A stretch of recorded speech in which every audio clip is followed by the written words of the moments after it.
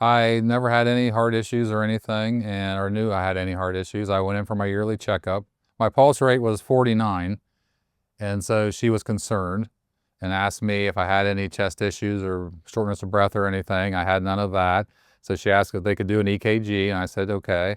So they went and ran an EKG, and she looked at it and went and confirmed with another doctor and came back and says, it looks like you've had a heart attack at some point.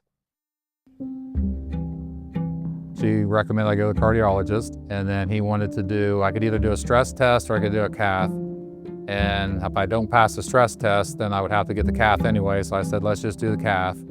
So we went in, did the cath, and his thing was, we'll stick it in there, we'll look in your heart. If there's nothing wrong, we'll pull out. If there is something we see, we'll throw a couple stents in, we'll be done, and you'll be home that night. They came back out, and he said that my widowmaker was 99% blocked, and I had two other ones that were 70% blocked, so I was going to have surgery. And so they said it'd be like Friday afternoon. And then the surgeon actually looked at the stuff, and she came and saw me, and she said, you're 8 o'clock tomorrow morning. And this was like 3 in the afternoon. So that's how it went down.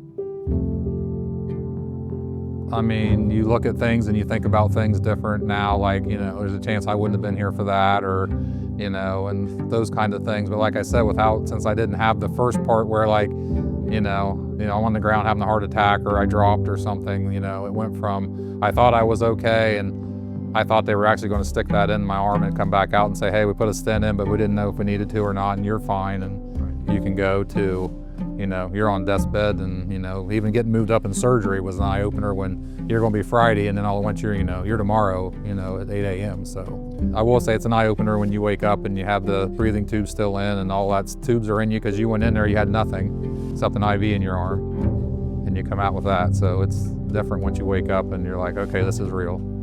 First thing I thought of, you know, I told her, I said, you know, first thing I woke up was, I'm alive. So, you know, because you just don't know when you go under. Oh, yeah. For that. So that was my biggest thing.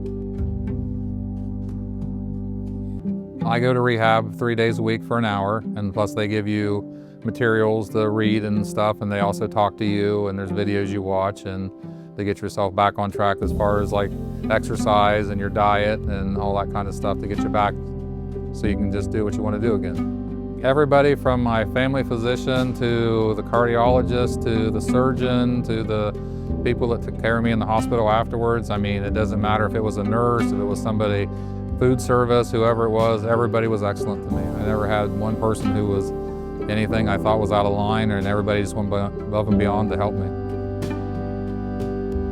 I would just tell them thank you, that I'm still here, that everybody did their job, I guess, and that's why I'm still here.